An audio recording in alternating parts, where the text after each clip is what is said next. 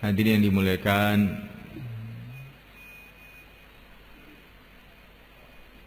dalam majelis kita ini kita akan sedikit mudzakarah mengenai karunia Allah yang Allah berikan kepada kita,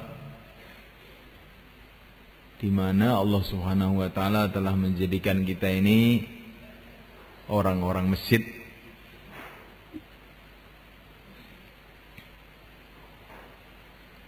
Masjid ini adalah Baitullah. Semua rumah yang ada di dunia ini milik Allah. Nggak ada yang bukan milik Allah. Kerikil satu saja yang bukan milik Allah nggak ada. Tapi yang oleh Allah dikasih nama Baitullah hanya masjid. Karena begitu mulianya masjid di sisi Allah Subhanahu wa taala.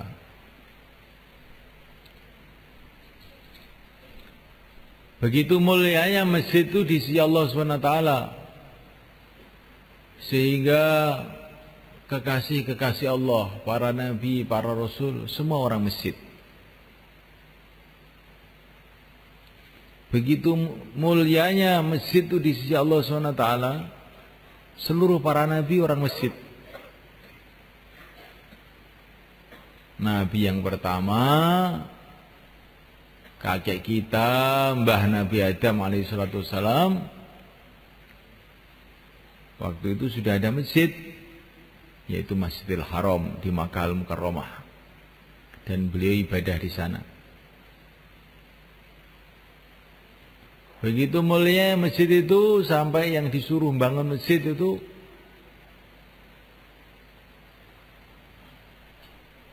termasuk para nabi disuruh bangun masjid. Allah Subhanahu wa taala bercerita bagaimana Nabi Ibrahim Khalilullah bersama anaknya Nabi Ismail Nabiullah bangun masjid. Wa idh yarfa'u Ibrahimul qawa'ida minal baiti wa Ismail Rabbana taqabbal minna. Nabi Ibrahim tukangnya, Nabi Ismail itu kulinya. Tukang, kalau tukang masjid itu begitu mulia di sisi Allah. Kuli walaupun kuli, tapi kalau kuli masjid itu Masya Allah sangat mulia di sisi Allah. Sehingga yang dipilih untuk jadi kuli masjid itu seorang nabi juga, Nabiullah Ismail alaihissalam, yang akhirnya menurunkan Sayyidul Anbiya, Nabi kita, Nabi Agung, Nabi Muhammad sallallahu alaihi wasallam.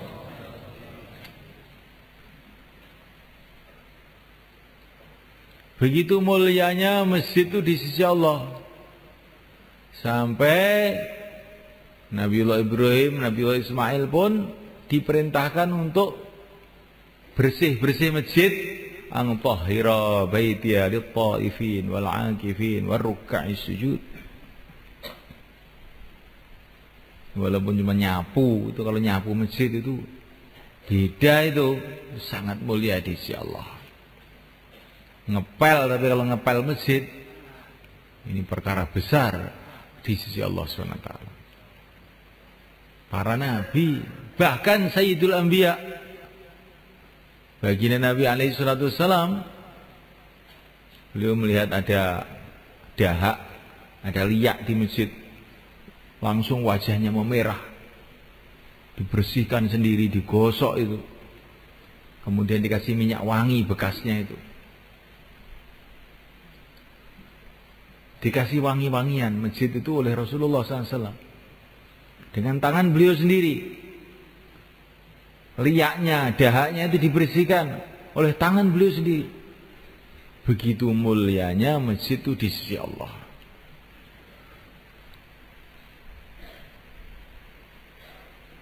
Nah, muliakan Allah SWT, begitu mulianya masjid itu di sisi Allah, sehingga kita kalau masuk masjid disunahkan sholat tahiyatul masjid. Semua orang-orang yang ada kaitan dengan masjid orang-orang mulia di sisi Allah. Dalam satu hadis dikatakan masjid itu ada tiang-tiangnya, ada cagak-cagaknya. Julasa'uhumul malaikah. Teman duduk mereka itu adalah para malaikat. Itu cagak-cagak masjid itu. Maksudnya orang-orang yang istiqomah di masjid. Orang-orang ahli masjid. Orang-orang yang rajin masjid. Itu cagaknya masjid namanya. Cagak masjid itu kan itu.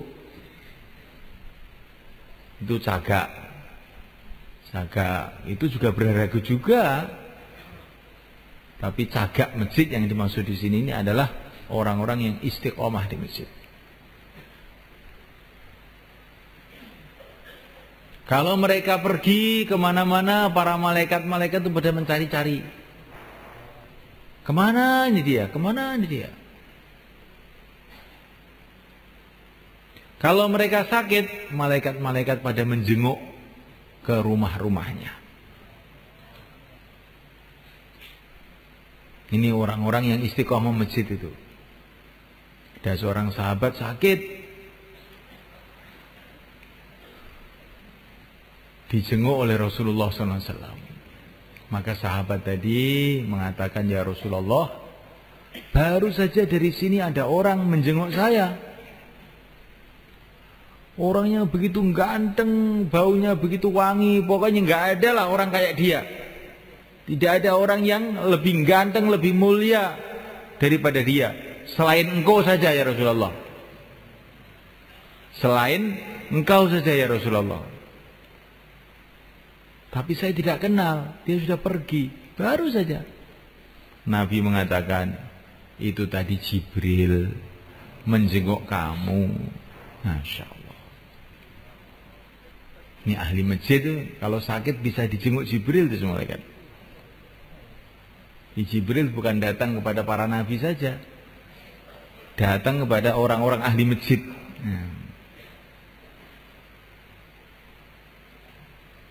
Nah, malaikat Allah Subhanahu wa taala, wa in kanat indahum hajah a'anuhum.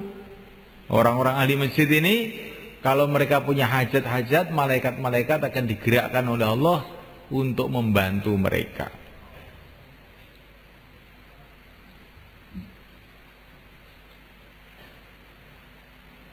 Jadi kalau kita ingin pembantu-pembantu dari para malaikat, jadikan diri kita ini ahli masjid.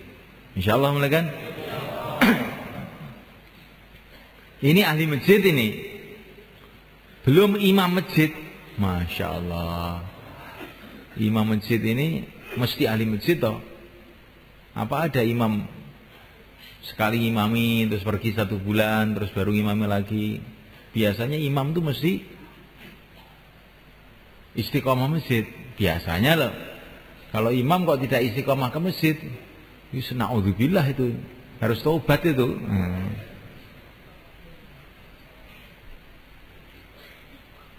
Imam masjid ini semuanya kan kedudukan yang sangat-sangat mulia di sisi Allah. Sehingga imam masjid yang pertama itu adalah yang mulia baginda Muhammad SAW. Maka kata para ulama, kalau saya itu ngimami itu, baru berdiri di tempat pengimaman itu sudah merinding saya. Kenapa? Karena dulu yang berdiri ngimami ini Rasulullah. Lah kok terus saya yang ngimami? Sebetulnya betul-betul tidak pantas. Tapi apa boleh buat ya, mengadanya kayak begini. Ya. Jadi kita kalau ngimami itu harus hati-hati itu. Bukan ngimami baru pulang dari sawah krobiak-krobiak. Nah, bajunya nggak ditata, ya. Keringetnya ambune cik penguk, ya. Ngimami masjid, ya. Muacane pletot-pletot sisan, ya. Yang dicara Jawa mau nih, sing Indonesia pun ngerti, gitu. Ini khusus wong Jawa, padha Jawane kan mboten ana apa to, rodok di niki napa mboten nyeneni lho niki namung niki ngomong dhewe jare. Tapi dirungokne wong, ngomong dhewe dirungokne wong. Jenenge dadi imam niku nggih sing rada pokro ngoten to, gitu. Sayyidina Abdullah bin Mas'ud itu kalau ngimami itu ya pakai pakaian yang layaknya jadi imam. Bukan ngimami pakai celana edel-edel. Imam opo mau menghadap pada Allah, mewakili Rasulullah kok kayak begitu gimana? Pakai pakaian yang terbaik untuk ngimami itu. Pakai wangi-wangian yang terwangi untuk ngimami itu. Karena dalam satu hadis dikatakan kalau imam itu tidak disukai sama makmumnya, itu nanti sholatnya nggak bisa naik ke langit. Jadi imam itu harus punya penampilan yang disukai oleh makmumnya. Imam itu harus punya akhlak yang disukai oleh makmumnya. Imam itu usahakan punya bacaan yang disukai sama makmumnya. Tapi syaratnya makmumnya yang benar loh. Ini bukan taraweh. Sukanya makmum saya itu yang cepat, Pak. Yasin, Allahu Akbar. Alif Lam Mim, Allahu Akbar. Nah iki kok ngimami kok ngono piye? Lah senengane ngoten niku, dadi kok nyenengne wong jarene. Iki seneng lha wong nek seneng ora bener aja dituruti, nggih. Seneng sing bener. Wong sing pancen pengen ngibadah suwane ngersane Allah tenan. Mboten wong-wong ora genah dituruti rusak kabeh nggih. Kajian dipun nulaken. Jadi mulai karena ta'ala imam itu harus usaha punya sifat-sifat yang disukai oleh makmumnya. Itu penting semuanya kan. Tapi kita buat yang demikian itu bukan karena makmumnya, bukan karena orang, tapi karena mencari ridho Allah. Saya menyenangkan makmum-makmum saya ini untuk mencari ridho Allah. Bacanya yang bagus, Fatihahnya yang bagus, surat-suratnya yang bagus, apalagi tarawih ini. Yang tumakninah semulaikan, karena syaitan itu banyak menipu kita. Sholat tarawih itu dibikin begitu cepat, ya, super cepat, ya. Sampai Fatihahnya dipotong-potong, ya, korting, ya. Nggak ada baca doa iftitah kabiro walhamdulillah katsira, sudah nggak ada. Itu sunnah loh. Kalau sunnah itu harus ditinggal gitu apa gimana? Setiap sunnah ditinggalkan, setiap sunnah ditinggalkan, akhirnya sunnah itu jadi haram akhirnya lama-lama jadinya. Baca doa iftitah itu yang sempurna walaupun itu sholat sunnah. Kalau tidak kita usaha menyempurnakan sholat kita, akhirnya perasaan kita ini beribadah, tapi tidak ada nilainya beribadah di sisi Allah. Baca yang bagus, rukuknya yang tumakninah, sujudnya yang tumakninah. Kita sholat 2 rakaat, tumakninah tertib, lebih baik daripada 1.000.000 rakaat tidak tertib. Iya nggak kan? Nah, 1.000.000 rakaat nggak tertib, namanya bukan sholat. 2 rakaat tertib, ini namanya sholat yang akan ada nilai besar di sisi Allah. Tapi jangan dijadikan alasan. Kalau begitu nanti tarawih 2 rakaat saja, Pak. Jangan.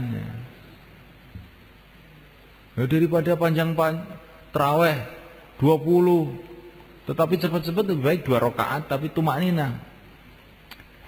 Kalau urusan agama itu jangan kamu bilang begitu. Kalau urusan dunia kita ini nerimo, dah ini aja cukup. Pakai sambal juga sudah nggak apa-apa. Tapi kalau urusan agama, kesempatan kita amal itu cuma sekali di dunia ini. Sebentar lagi kita akan mati, tidak ada kesempatan amal. Ya jangan 2 rakaat toh ini. Orang-orang dulu semua kan, ulama-ulama dulu, para tabi'in, sholat itu bukan Ramadan ini ratusan rakaat tiap hari, sholat sunnah itu. Bukan Ramadan itu. Sebagaimana kita baca dalam kitab taklim itu, bagaimana Sayyidina Ali Zainal Abidin, ini cucunya Rasulullah, anaknya Sayyidina Husain, sholatnya sehari semalam ini bukan Ramadan, 1000 rakaat. Apa kita ini nggak malu kalau kita ini ngaku mengikuti para ulama-ulama, mengikuti orang-orang soleh? Ramadan kok terus minta korting itu bagaimana?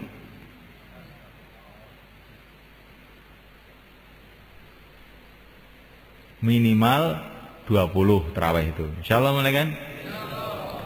Jumhurul ulama itu terawih itu 20.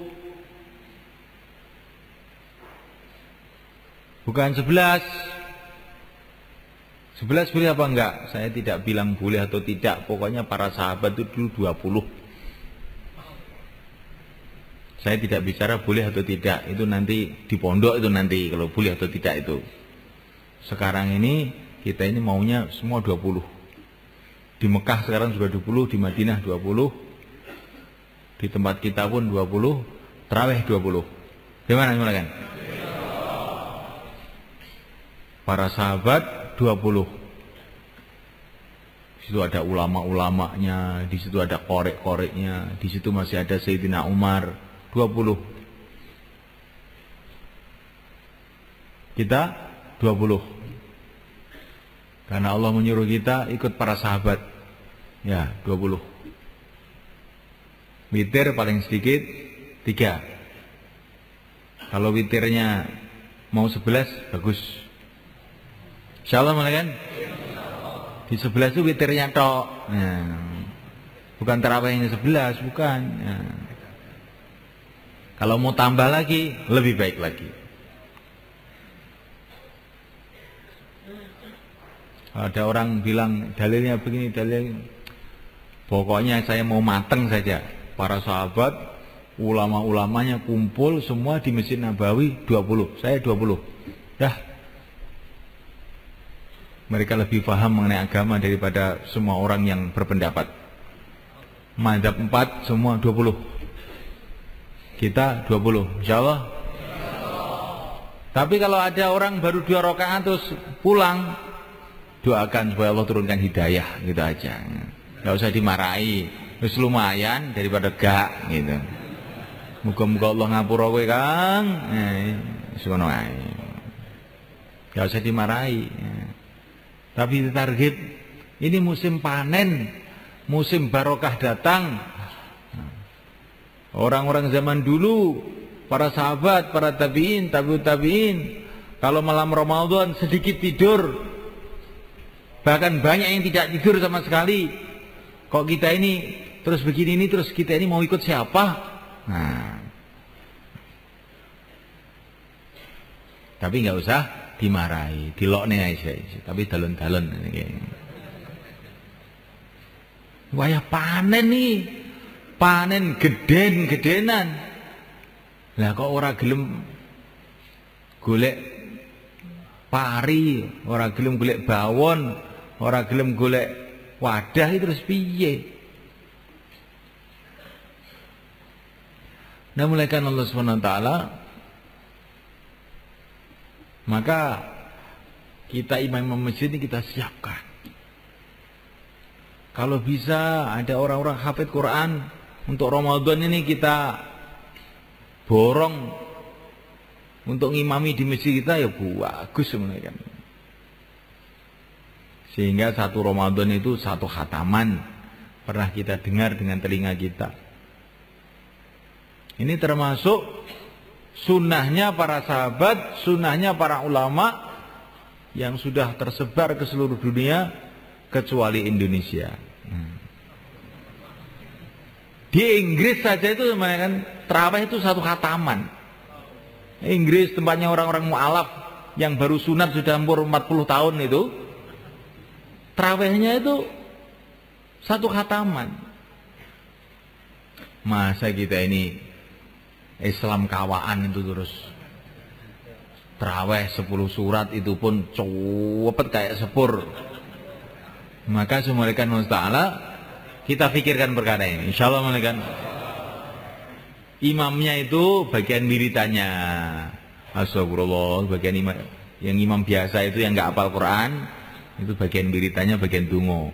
Al barakah fi akabirina. Barokah itu tempatnya orang-orang tua. Orang tua bagian doa Allahumma sholli ala Muhammad. Imamnya yang muda-muda yang hafal Quran. Kalau ada lain. Kalau enggak ada ya seadanya.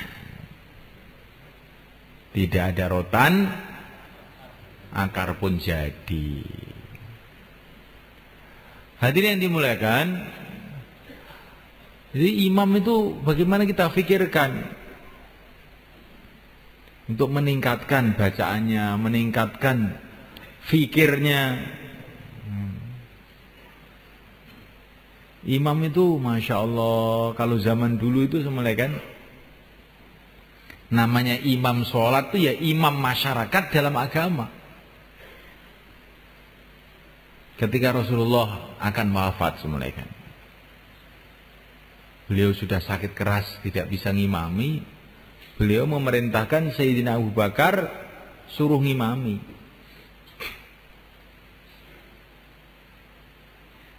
Maka setelah Rasulullah dipanggil oleh Allah, para sahabat ini musyawarah.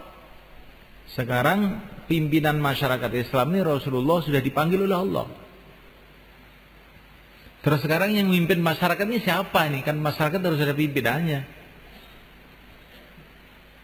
Maka para sahabat mengatakan, lah yang suruh ngimami itu Abu Bakar, ya yang mimpin masyarakat ya Abu Bakar.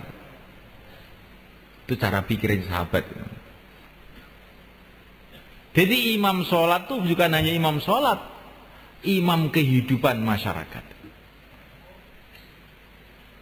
Jadi contoh untuk memimpin masyarakat, menuntun masyarakat menuju kebaikan, menuju ridha Allah. Maka dalam hadis dikatakan al-imamu dhamin. Imam itu menjamin.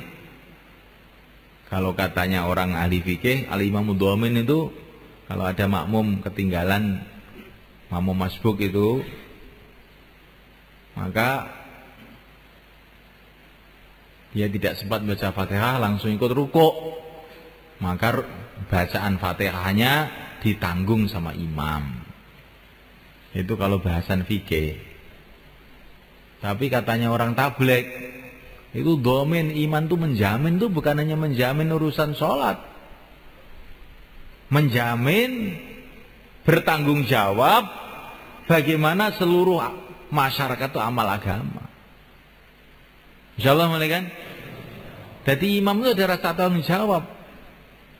Kayak Sayyidina Umar radhiyallahu ta'ala anhu, habis sholat subuh dilihat makmumnya ini. Loh, Sulaiman kok enggak ada? Kemana ini Sulaiman? Enggak ada yang tahu. Langsung Sayyidina Umar habis sholat subuh itu pergi ke rumahnya Sulaiman. Ternyata Sulaiman masih tidur di rumah. Sayyidina Umar tanya kepada ibunya, Sulaiman kemana? Enggak ke masjid subuh. Ya Amirul Mukminin, ini Sulaiman tahajud semalam suntuk, enggak tidur tadi malam itu. Datang waktu subuh, dia langsung sholat subuh di rumah, terus tidur di rumah. Sekarang bangkong. Sayyidina Umar mengatakan, saya lebih suka Sulaiman tidur semalam suntuk tapi sholat jamaah subuh, bukan malah dibalik. Malam tidak tidur tahajud, subuh enggak jamaah. Jangan gitu. Ini namanya ini al-imamu dhamin. Imam itu bertanggung jawab, ada mikir. Jangan imam makmumnya hilang, makmumnya mati, makmumnya sudah enggak tahu. Nah, ini namanya imamnya tidak bertanggung jawab namanya. Imam itu harus mikir, hari ini yang makmum berapa nih? 3 orang. Padahal orang sekitar masjid sini ini ada 50 orang. Yang lain kemana ini? Harus saya cari satu persatu sampai 50 orang ke masjid semua. Insyaallah malaikat. Itu baru namanya imam itu ada tanggung jawab agama. Karena imam itu adalah kedudukannya Rasulullah dulunya itu malaikat.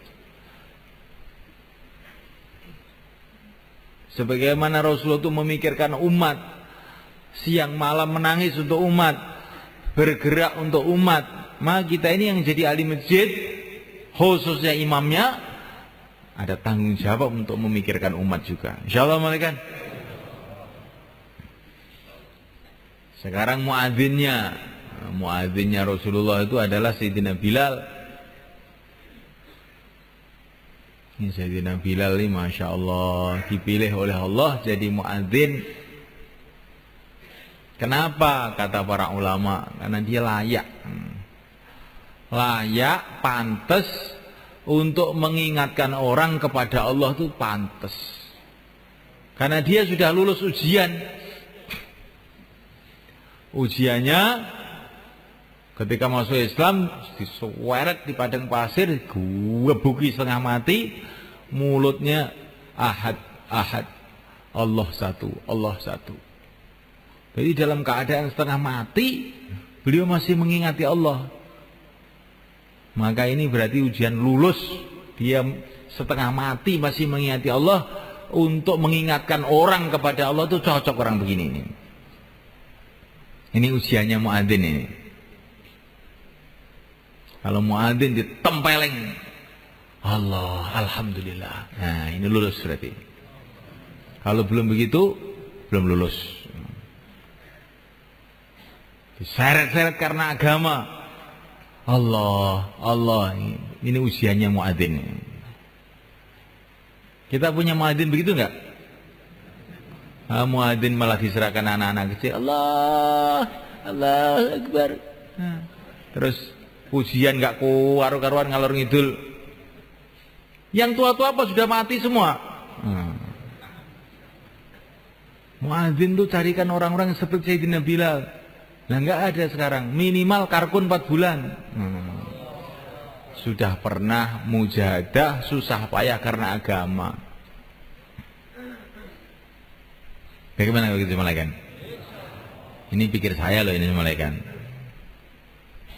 Jadi orang yang risau agama, prihatin agama, susah payah untuk agama. Nah dia ini kalau azan, nanti azannya itu ada ruhnya, ada kekuatannya. Seperti Sayyidina Bilal. Kalau beliau azan, asyhadu anna Muhammadar Rasulullah. Setelah wafatnya Rasulullah ini, orang Madinah itu pada nangis semua ingat Rasulullah mereka. Karena hati beliau dipenuhi dengan kecintaan kepada Rasulullah yang luar biasa. Sehingga Sayyidina Bilal itu ketika mau wafat malah bernyanyi-nyanyi gembira. Besok saya ketemu Rasulullah, besok saya ketemu para sahabat, kekasih-kekasih saya, ghadan nalqal ahibbah Muhammadan wa hizbah. Makanya kalau dia mengucapkan asyhadu anna Muhammadar Rasulullah, geger Madinah itu geger. Bagaimana kalau kita cari muadzin seperti itu? Insyaallah malaikat. Maknanya itu muadzin itu harus cari orang yang sungguh-sungguh gitu loh semuanya kan. Kalau nggak ada yang kayak Sayyidina Bilal ya jangan nemen-nemen gitu loh. Habis ngerokok gudang garam, gitu. Nggak kumur, nggak apa, ke masjid Allah. Iya ada nopo ya. Wis gak bermutu belas ini. Gak ngekopi hasisan. Ini ki masjid kita kaya ngeten iki, Pak. Lah wong Islam niku jantunge niku masjid. Nek wis masjid iki wis englak-englek kaya ngoten niku mungkin amalan-amalan liyane biasanya wis tambah nemen akhire. Di masjid iki imame medendeng, muadzine medendeng. makmume tenanan. Nah insya Allah masjid itu di asbab hidayah sehingga nyedot tiang-tiang melebet teng masjid, ngibadah teng masjid, ndamal amalan teng masjid. Insya Allah mungkin. Jadi masjid itu kenapa tidak bisa menyedot itu? Karena amalan di masjid itu lemah. Kalau amalan di masjid itu kuat, orang itu akan kesedot ke masjid. Nggak bisa tidak.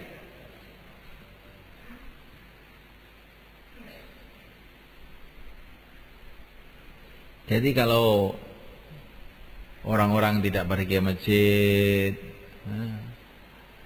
tetangga-tetangga masjid tidak pergi ke masjid, kita jangan nyalahkan orang dulu.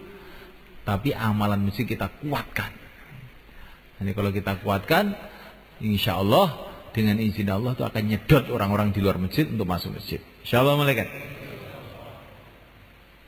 Sayyidina Bilal itu semalekan setiap mau azan itu doa dulu. Allahumma inni asta'inuka ala Quraisy ayyuqimu dinak. Terus Allahu Akbar. Baru begitu. Ya Allah, aku minta tolong kepada Engkau agar orang-orang Quraisy ini mau mengamalkan agamamu ya Allah. Karena waktu itu yang musuh agama itu orang Quraisy. Maka Sayyidina Bilal ini setiap mau adzan itu doa, mendoakan orang Quraisy agar mereka dapat hidayat mau mengamalkan agama. Kalau doa habis adzan, itu semua orang tahu. Doa sebelum adzan ini sedikit yang tahu ini doanya Sayyidina Bilal ini.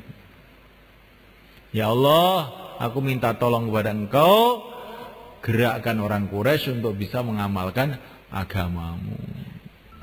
Akhirnya seperti yang kita lihat dalam sejarah, orang-orang Quraisy akhirnya pada amal agama semua, masuk Islam semua. Yang pertama-tama musuhi orang Islam, orang Quraisy, tapi akhir-akhirnya yang membela agama, yang menyebarkan agama kebanyakan juga orang Quraisy. Ini anehnya semalekan. Maka kita ini kalau melihat orang-orang yang ngurusi agama itu, jangan kita buruk sangka dulu. Ini kurang jopone, nggak pernah didoain ini. Akhirnya mereka itu gelap hatinya, akhirnya merusak agama. Ini termasuk tugasnya muadzin ini begitu itu. Maka imam masjid itu ada fikir, muadzinnya ada fikir, makmumnya setiap sholat doa untuk umat, ihdinas siratal mustaqim. Ya Allah tunjukilah kami semua, seluruh umat ya Allah tunjukilah jalan yang lurus. Baru masjid kita ini akan jadi baik malaikat. Insyaallah malaikat. Sehingga masjid kita ini akan menyedot orang-orang yang Allah kehendaki sehingga mereka jadi orang-orang baik, jadi ahli-ahli masjid. Dan sehingga orang itu masuk ke masjid seperti tebu masuk pabrik glodok itu malaikat. Asalnya tebu, jelek, bosok, macam-macam, masukkan ke pabrik glodok, diproses itu, tahu-tahu jadi gula pasir yang bagus, yang mahal, bisa dijual ke seluruh alam. Begitulah masjid. Kalau masjid amalannya baik, seperti pabrik gula yang baik itu, maka orang-orang yang buruk-buruk masuk masjid, keluar masjid sudah berubah jadi orang-orang baik. Nah malaikat, ini para sahabat, orang-orang yang paling mulia di sisi Allah SWT. Di mana mereka dididik? Di pondok mana mereka dididik? Di madrasah mana mereka dididik? Mereka dididik di masjid mereka. Dipraktekkan di rumah-rumah, di kampung-kampungnya. Ini pendidikan pertama. Sejarah pendidikan pertama itu adalah masjid yang telah berhasil mendidik para sahabat, telah berhasil mendidik pimpinan-pimpinan yang paling baik di dunia, Sayyidina Abu Bakar, Sayyidina Umar, Sayyidina Utsman, Sayyidina Ali. Di mana dididik? bukan di Fakultas Sosial Politik, di Masjid Nabawi, masjidnya Rasulullah SAW. Berhasil membuat panglima-panglima yang terbaik. Sayyidina Khalid bin Walid, Sayyidina Sa'ad bin Waqqas, Sayyidina Jubair bin Awam, panglima-panglima paling baik di dunia. Paling sukses di dunia. Di mana dididik? Di masjid. Mendidik dermawan-dermawan yang paling baik di dunia. Sayyidina Utsman bin Affan, Sayyidina Thalhah ibn Ubaid, Sayyidina Sa'ad bin Ubadah, Sa'ad ibn Mu'ad, yang kalau sedekah itu semuanya kan karungan emas, bukan karungan beras. Emas itu karungan kalau sedekah itu. Kok bisa rela itu dididik di mana mereka? Dididik di masjid. Ulama-ulama yang istimewa-istimewa. Sayyidina Abdullah bin Abbas, Sayyidina Abdullah bin Mas'ud, Sayyidina Ali bin Abi Thalib. Dididik di mana? Dididik di masjid.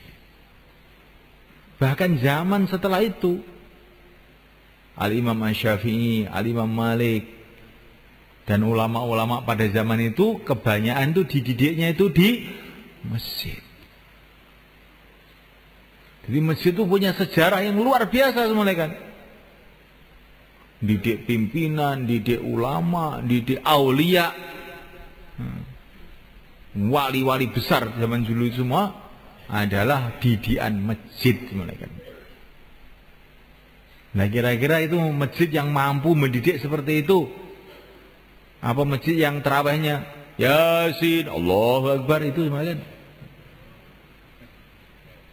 Nah ini tempat saya itu tidak ada yang hafal Quran itu gimana? Nah, makanya anaknya aja sekolah SMP SMA, imam masjid anaknya kok ngapalnya Quran.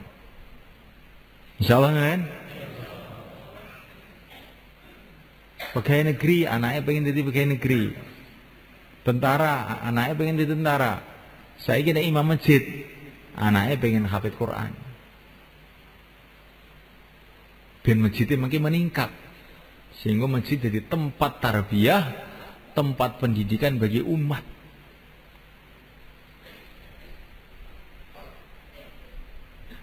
Kamu hafal Quran? Ngapalan Quran di mana? Oh di masjid sana. Zaman dulu begitu semua kan. Kamu belajar hadis di mana? Di masjid sana. Kamu belajar fikih di mana? Di masjid sana. Itu zaman dulu tuh begitu. Karena masjid-masjid itu jadi pusat agama, pusat ilmu, pusat ibadah, pusat doa, pusat semua kehidupan yang baik-baik. Masya Allah. Mencetak orang-orang baik, yang akhirnya mendatangkan masyarakat yang baik, yang menyebarkan agama di seluruh dunia ini. Nah, kita niatkan untuk meningkatkan masjid kita. Insya Allah kan? Kita niatkan. Sekarang itu sekolahan SD itu sudah ada aturannya. Kepalanya harus S1, gurunya harus diploma 2, namanya. Orang-orang dunia itu sudah mikir bagaimana sekolahnya tambah maju. Nah, sekolahnya umat Islam tarbiyah agama ini yang terpenting adalah masjid, nggak dipikirkan. Pikirkan bagaimana imamnya meningkat, bagaimana muadzinnya meningkat, bagaimana merbotnya tukang nabuh beduk itu juga meningkat. Nah meningkatnya bagaimana nabuh beduk aja? Merbote itu loh ngerti waktu. Karena ada masjid itu belum subuh sudah dibeduki. Nah itu kan bahaya itu. Karena kalau orang sholat ini sebelum waktunya kan gak sah. Ngerti waktu. Merbote si bagian nabu beduk itu golek nih wong sing tenanan. Hampir tenanan biye tok nih patang wulan. Insyaallah mana kan? Minggu tenanan niku. Nek ora minggu nih nabu sak penake, dinggo klothekan akhire. Ramadan klothekan. Lah masjid kok kelotekan iki piye ta? Jadi malaikat Allah Subhanahu wa taala masjid kita tingkatkan malaikat. Semuanya kita tingkatkan. Itu termasuk fasilitas-fasilitas zuhir pun kita tingkatkan. Baitullah, kita mau yang datang ke masjid itu ada tamu-tamu Allah. Bikin WC yang bagus. Rumahnya WC yang sudah diperbaiki, masjid kok nggak diperbaiki? Mana cinta kamu kepada Baitullah itu? Airnya dipenuhi semua, ini mau Ramadan cek semua, sanyo-sanyo, kompo-kompo, karan-keran, cek. Untuk apa? Untuk ikram tamu-tamu Allah. Dengan cara begitu insya Allah akan ridho pada kita. Ada orang itu diceritakan para ulama mau digiring ke neraka di padang mahsyar. Di tengah jalan dia ketemu orang.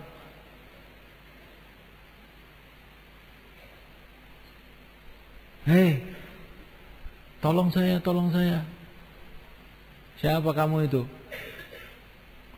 Saya kan pernah menolong kamu ngambilkan air wudhu dulu di dunia itu.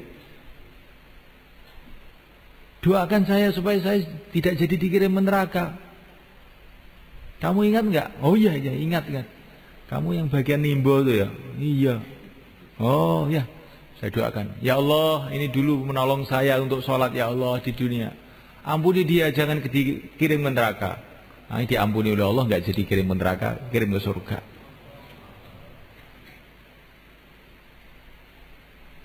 Jadi namanya walaupun dandani keran, ini keran masjid ini beda. Walaupun bersihkan WC, tapi kalau WC masjid itu lain itu. Dibersihkan WC-nya, keran-kerannya dibersihkan, airnya disempurnakan. Sehingga tamu-tamu Allah ke masjid itu jadi senang, gembira. Insyaallah kan? Kalau tamu datang ke rumah kita, kita suguh. Kita kasih makan, kita kasih minum. Nah kalau tamu Allah di Baitullah itu kalau kita kasih makan itu baik enggak kira-kira? Baik gak Sulmaikan?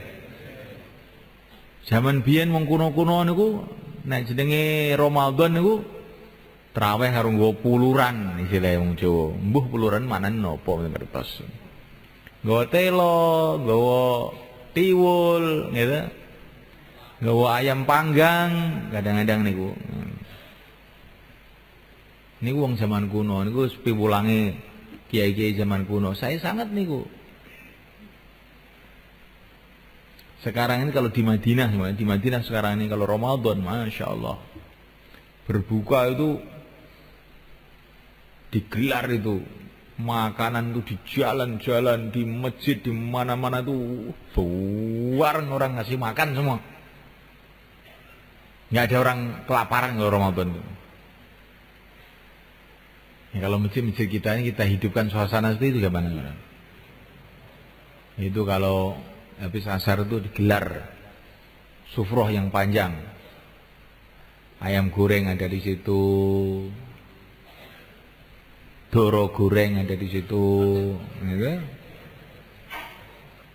Rujak ada di situ. Kenapa ini kayak mau mantu saja? Ini memang mantu, bukan hanya mantu, lebih dari mantu ini. Ini rasa gembira kita. Bulan Ramadan, rasa gembira kita datangnya tamu-tamu Allah. Qul bi fadlillah wa bi rahmatihi fa bidzalika falyafrahu. Gembira karena agama itu perintah Allah. Di antara bentuk gembira tempe goreng, ya. Panggang goreng, kok panggang goreng apa ya? Pokoknya makanan yang enak-enak taruh di masjid. Kita sudah mikir begitu belum ini? Sudah insyaallah? Oke, ngoten Pak. Peningkatan Ramadan tahun ini betul-betul biasa nih. Mungkin nek bengi wong budhe maca Quran darus niku. Tapi niku diseleksi, ditata. Sing maca ki ya sing wacanane rada lurus to. Aja maca ning speaker pletot-pletot biyo. Ngrusakne kuping niku mengke. Nggih. Lah enten namung niku lho. Lah iya makane ya siap-siap mulai saiki. Ditata sing maca Quran apik niku kon maca Quran gitu. Setengah-tengah maca Quran, kopi jahe niku dugi gitu. Karo cingkir ben kenceng pikire gitu. Insyaallah Bang nggih. Nggih. Jadi masjid niku sing ketok makmur ngono Pak. Nek Ramadan lampune ditambah. Zaman Sayyidina Umar niku Ramadan niku lampu-lampu mesti ditambah. Sayyidina Ali niku zaman Sayyidina Ali niki. Niku sing mulai zaman Sayyidina Umar ya. Masjid-masjid padha padang kabeh. Terus Sayyidina Ali ningali masjid padha padang iki biyen sing mulai ngene iki Umar ya. Ya Allah, jenengan padangaken kuburane Umar. Keranten Umar wis madang nih masjid-masjid teng pundi-pundi panggonan. Jadi Ramadan itu rada beda. Sing biasane 5 watt masjid niku kayak 50 watt. Biar rada padang melek ngoten nggih. Ning butuh 50 watt jingklonge akeh sisan gitu. Wis ngalamat ngantuk ini mungkin. Dipadangi masjid niku nek Ramadan. Insyaallah Bang nggih. Pokoke Ramadan ini istimewa. Kami ngentokne buat kan nggih. Ngentekne dhuwit ben. Dhuwit entek ya ben kanggo bangun akhirat. Insyaallah nggih. Ben tau korban kanggo agama. Ben ning manah enten greget, ya Allah jenengan maringi kula rezeki. Ha niki Ramadan. Rezeki niki sayang panjenengan, kula gunane ke masjid panjenengan. Sing karpet-karpete masjid wis elek-elek gitu. Sing wong nek sujud mboten betah karo wambune karpet niku. Ganti Ramadan iki. Insyaallah Bang nggih. Ganti sing anyar. Mboten saged tuku sing anyar. Karpet sing omah diumbah ke masjid. Kanggo Ramadan. Engko nek bar Ramadan gak usah digo mulih nek. Insyaallah Bang nggih. Nah, iki jenenge kita iki Ramadan iki tenanan. Ramadan barang kok karpet melengkung ambune ra karuan. Iki Ramadan piye kaya ngene iki? Kaya senten Gusti Allah niku Maha Sugih. Allah nek ngresake ndadekne masjid di saka emas nih gampil mon iki Allah. Tapi Allah ning nguji kita, cintamu ning Allah ki sepira? Cintamu ning agamaku ki sepira? Niku lho, Allah nguji kita. Allah mboten perlu kali duit kita. Allah mau sugih. Tapi kita ini diuji sepiro. Buktine cintamu ki sepiro. Buktine iki iman ning akhirat ki sepiro. Nah niki Ramadan niki kita ketinggalaken dan kersane Allah. Insyaallah Bang nggih. Masyaallah. Ditarghib jamaah-jamaah masjid ditarghib nek Ramadan iki nyambut gaene rada disuda.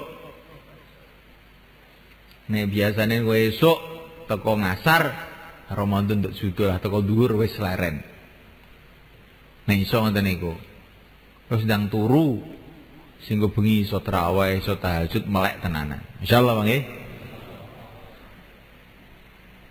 Nenek kita niki Ramadan awan ning sawah terus sampai teko kasar. Ya insyaallah nggih karek ngantuke mengi dalu niku.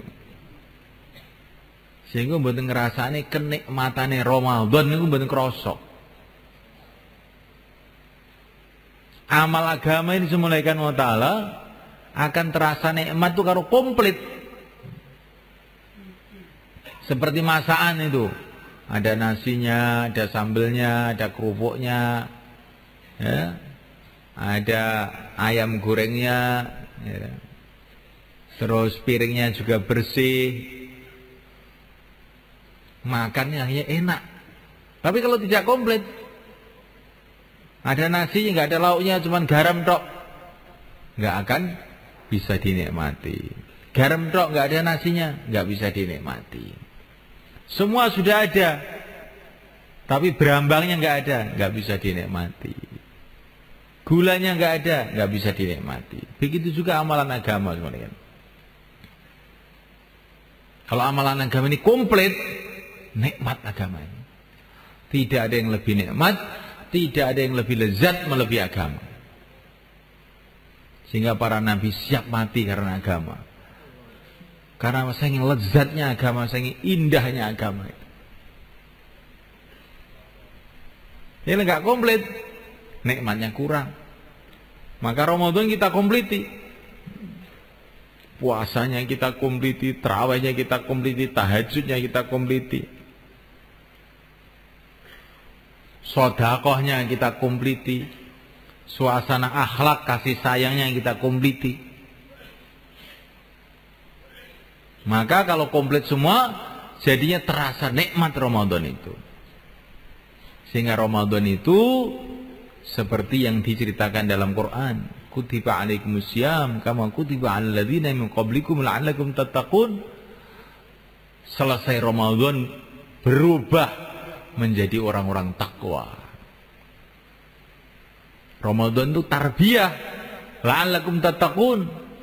Sehingga kalau dikerjakan semuanya, akhirnya menjadi orang-orang takwa. Hatinya tawajuh kepada Allah, akhlaknya jadi baik, ibadahnya jadi khusyuk, rindu pada negeri akhirat. Ramadan itu begitu semuanya kan. Tapi kalau nggak komplit, kita kerjakan ala kadarnya, nanti nikmatnya kurang. Kula niki wiritan kok mboten saged nikmatin, kurang suwi. Jare lungguh 4 jam ngono ora krasa. Tapi ning nggur wiritan epek-epek baru turu, epek-epek gak tahu nikmat niku. Kula niki salat kok mboten saged khusyuk terus ini, kurang suwi. Salat balapannya sepur khusyuk piye? Njajal tarawih iki rodok suwi.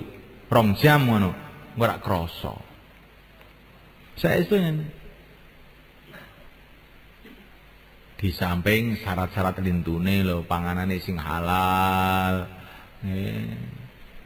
Atine madhep tenan ning Gusti Allah. Di samping niku wektu didawakne niku penting. Napa mawon kudu didawakne. Khususnya Ramadan niku. Salate didawakne, tarawih didawakne, zikir didawakne, maca Qur'annya didawakne. Niki insyaallah bari krasa kenikmatan ini. Insyaallah kita niat semula kan. Kemudian semulaikan Allah SWT, Masya Allah. Ramadan ini juga punya sejarah yang luar biasa. Ketika Rasulullah datang ke Madinah, kan, itu orang Islam juga sudah banyak, tapi orang kafir juga masih banyak.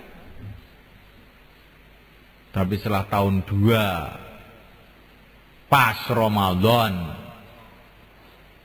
perang Badar, maka berbondong-bondong orang-orang kafir Madinah itu pada masuk Islam. Begitu juga Makkah. Makkah itu Fathu Makkah, gerudukannya orang Makkah masuk Islam itu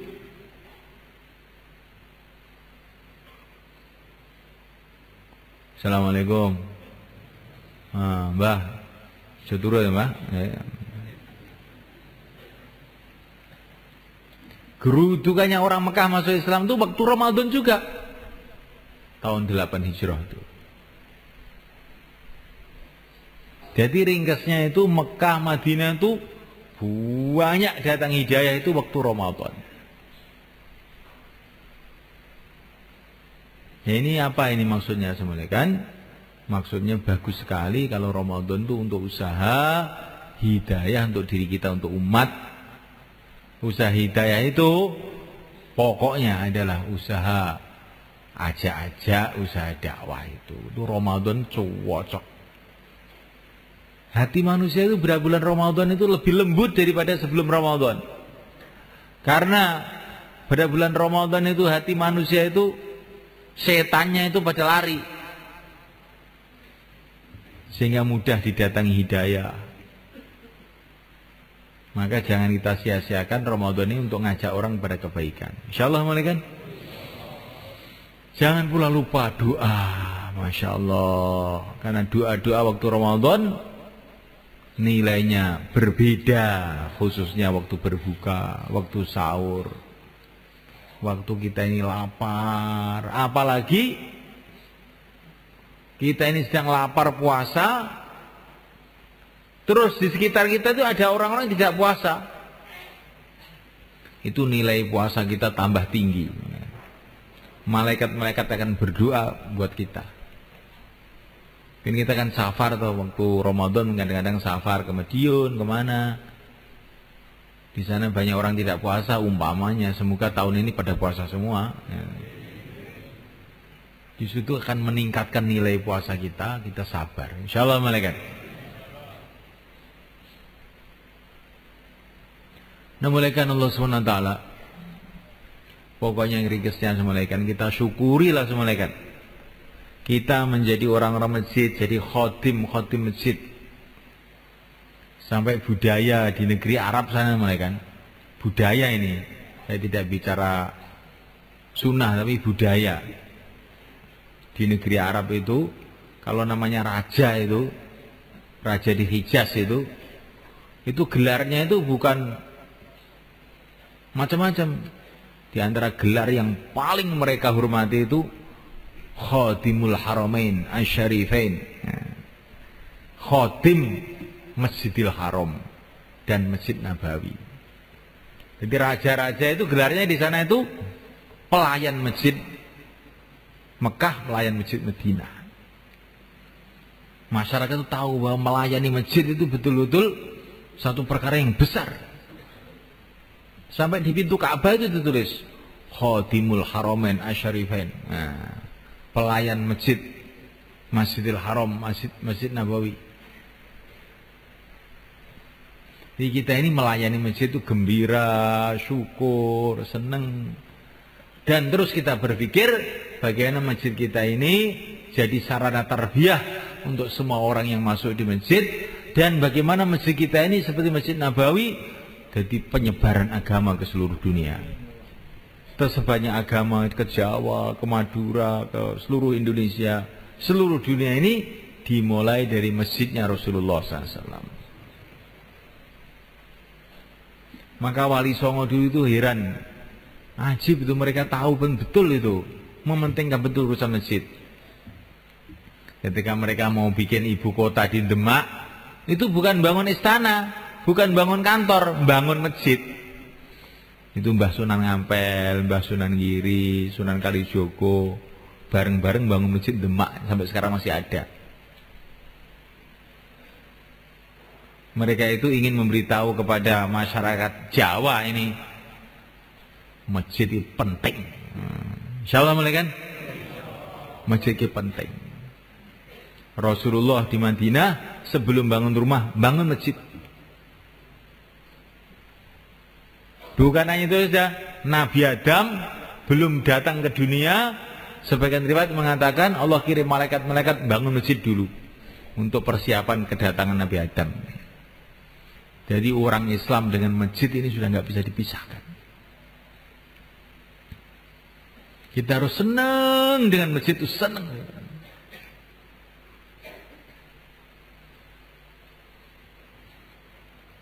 Kecintaan kita kepada masjid ini kita buktikan dengan meningkatkan seluruh amal-amal masjid, ibadahnya, dakwahnya, ngajinya, suasana kasih sayangnya, ikromnya, khidmatnya. Kita tingkatkan, kita mulai sekarang ini, sehingga Ramadan nanti masjid kita ini sudah anget dengan amalan-amalan, sehingga akhirnya jadi asbab hidayah Ramadan ini. Kampung-kampung berubah, kota-kota berubah, anak-anak kita berubah, istri kita berubah, barokahnya amal masjid dalam bulan Ramadan. Insyaallah malaikat. Untuk itu semua malaikat, Ini ada dua kerja kita sekarang. Yang pertama kali, sebagaimana dulu para sahabat, ada sahabat muhajirin yang meninggalkan rumahnya, meninggalkan kampungnya untuk usaha agama. Yang kedua ada sahabat Ansor yang menolong, membantu orang muhajirin dalam usaha-usaha mereka. Tapi tidak ada Ansor kalau tidak ada muhajirin. Maka takmir masjid, merebut masjid, jadi Ansor yang baik. Nanti kalau ada tamu-tamu datang ke masjid, diikram yang baik, dibantu program-program yang baik sehingga masjid kita bisa hidup 24 jam. Insyaallah malaikat. Kemudian malaikat ta'ala, kita harus membentuk orang-orang yang keluar masuk ke masjid-masjid untuk menguatkan amal-amal masjid itu. Ada yang keluar untuk menguatkan amal-amal masjid, ada yang menyambut di masjid-masjid untuk kerjasama. Nah, kalau umat ini kembali seperti itu, seperti zaman sahabat, ada orang-orang yang bergerak untuk agama, ada orang yang mau membantu, akhirnya agama hidup. Kalau agama hidup, barokah datang dari semua arah. Ketentraman, ketenangan, barokah, ya, keamanan, kasih sayang akan wujud. Kalau agama diamalkan. Agama diamalkan mulainya dari masjid. Insyaallah mulai kan? Maka yang dari pertemuan imam masjid ini menyempatkan diri berapa hari saja, 4 bulan, 40 hari atau berapa hari saja untuk menyambut bulan Ramadan ini secara khusus, silakan berdiri ke selatan. Monggo. Jamaah yang sudah terbentuk atau yang belum niat, silakan berdiri ke selatan sana. Monggo.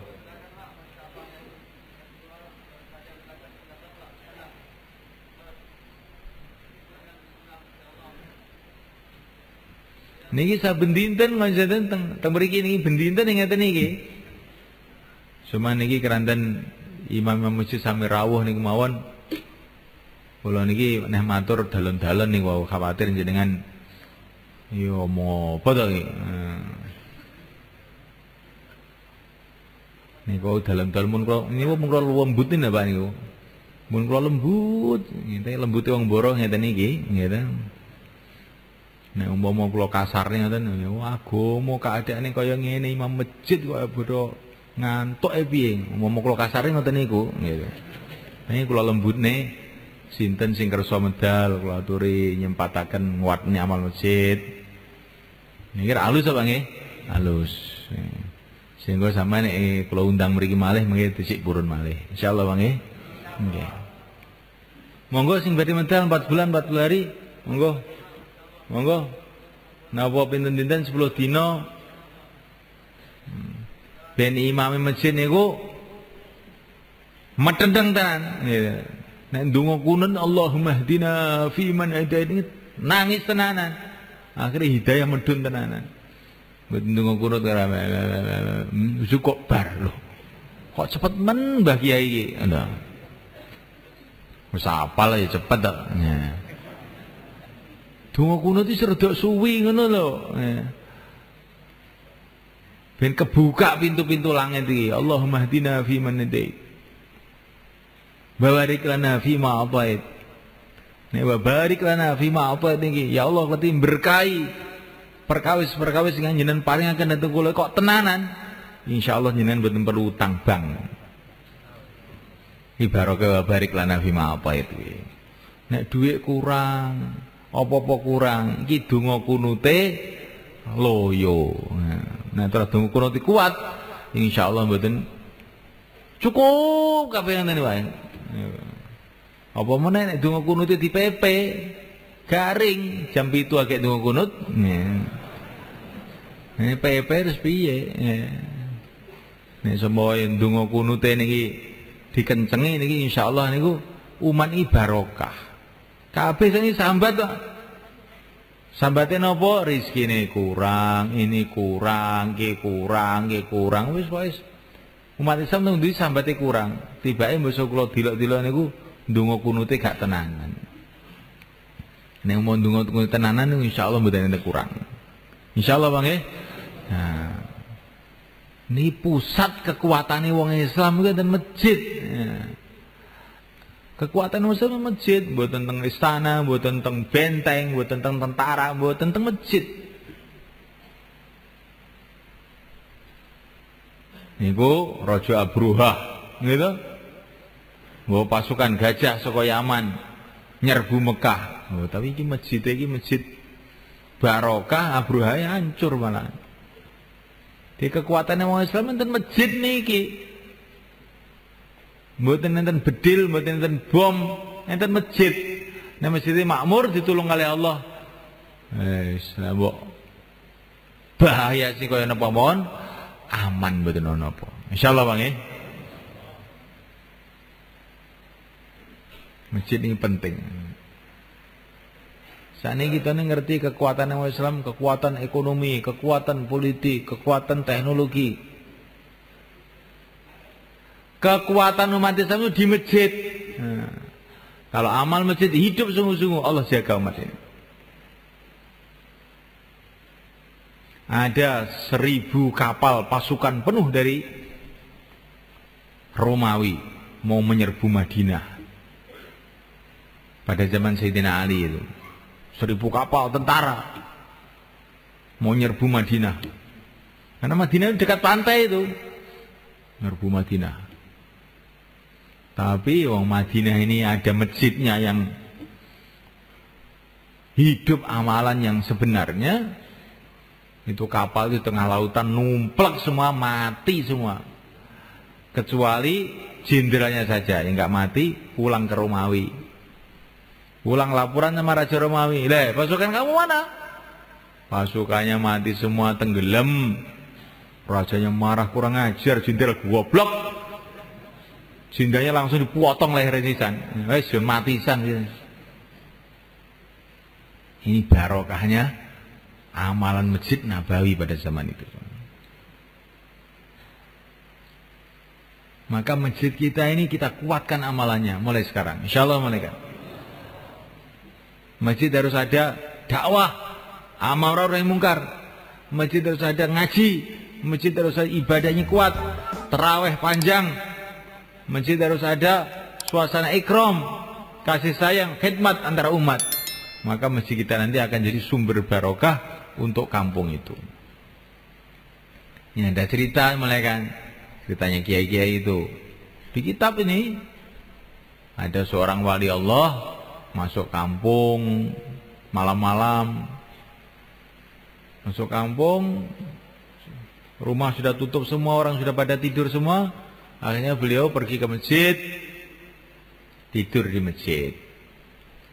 Tapi di tengah tidur itu ada suara, ya Allah, hancurkan kampung ini ya Allah, hancurkan kampung ini ya Allah. Maka wali itu terkejut, suara siapa ini kok doa kok kayak begini. Dicari di masjid nggak ada, luar masjid nggak ada. Ternyata suara itu dari mana? Dari tembok masjid itu. Loh, yang doa ini tembok masjid ya ternyata. Maka beliau termenung, loh, berarti masjid ini marah sama orang kampung ini gara-gara sepi nggak ada orangnya ini. Akhirnya beliau keluar, datang ke rumah-rumah, dikasih tahu masjid kamu itu loh marah sekarang itu. Yang marah itu bukan hanya orang saja, tiang-tiang masjid, tembok-tembok masjid marah sekarang. Ini kalau nggak cepat-cepat kamu makmurkan masjid ini bahaya ini. Makanya orang-orang kampung pada datang ke masjid. Setelah itu wali tadi tidur lagi di masjid. Ada suara, ya Allah berkatilah orang kampung ini, ya Allah berkatilah orang kampung ini. Ternyata suara tembok malaikat. Aneh nggak ini cerita ini? Bagi orang ahlul iman tidak aneh, bisa saja. Kalau manusia bisa bikin tape, bisa bikin kaset, benda-benda mati bisa ini dengan itu kupingan itu apa itu? Kita bisa mendengar, nah itu Maka wali-wali itu kupingnya itu ada alatnya itu. Karena banyak ibadah, banyak doa, nggak pernah maksiat. Akhirnya oleh Allah kupingnya dipasang alat, nggak tahu alatnya itu nggak bisa dilihat. Sehingga suaranya tembok pun terdengar. Dulu di Ngawi ini, kalau ada orang Ngawi itu, ada namanya Mbah Kiai Ghazali, Kerten. Itu cerita sama saya itu, waktu mondok. Cerita Pak ini ya. Ini gak bayangin dongeng. Dongeng saya. Pulang dari pondok itu jalan kaki zaman dulu itu. Malam-malam ada suara nangis, maka dia, ini suara siapa nih kok ngeres banget gitu loh, nangis. Dia cari ini siapa nih kok nangis. Ternyata sumber suara itu dari lumbung padi itu. Lumbung padi itu. Maka diintip. Yang nangis siapa? Ternyata yang nangis itu padi yang ada di lumbung itu yang nangis itu. Loh kok nangis? Maka tersentak. Kenapa nangis? Karena saya ini dibikin riba. Ribo. Itu kalau telinga kita ini baik semula kan. Kalau kita lewat di bank-bank desa itu nangis semua itu. Duit-duit, meja-meja itu nangis semua itu. Nah, itu Mbah Ghazali itu mbah saya, cerita ini betul loh, ini bukan bohong saya ini. Betul itu. Tapi sekarang ini karena kupingnya itu kopoan, ya, banyak maksiat, nggak bisa dengar-dengar yang gaib itu nggak bisa. Yang didengar televisi, radio, internet. Karena kupingnya sudah rusak. Sistem gaib yang ada di kuping itu sudah rusak, konslet. Bahkan dengar ngaji pun nggak nyantol, dengar ngaji nggak nyantol. Tapi kalau dengar yang maksiat nyantol. Nah ini sudah kuping rusak ini. Nah ini untuk memperbaiki itu dengan Ramadan ini. Insyaallah malaikat. Amal mesti kita kuatkan, kuping kita ini kita dengarkan bacaan Quran, ngaji, nasihat, mulut kita sibukkan dengan dakwah, ngajak kepada kebaikan, badan kita sibukkan dalam taat. Insya Allah nanti habis Ramadan itu berubah itu. Dengan ngaji kok berubah jadi enak gitu ya. Sholat kok enteng, wah ini berarti sudah ada perbaikan. Tapi kalau sholat kok masih terasa berat, jadi perbaikan belum terjadi. Perlu kita tambah lagi. Insyaallah malaikat. Saya kira itu yang bisa saya sampaikan. Malaikat, saya minta maaf. Kita akhiri majlis kita ini dengan doa. Allahumma shalli ala sayyidina Muhammad wa ala ali sayyidina Muhammad. Wa radhiyallahu ta'ala an kulli ashabi rasul isma'in. Allahumma fir lana yassir lana. Barik lana ya Allah. Allahumma hadina fi man hadait wa afina fi man afait wa tawallana fi man tawallait wa barik lana fi ma atait.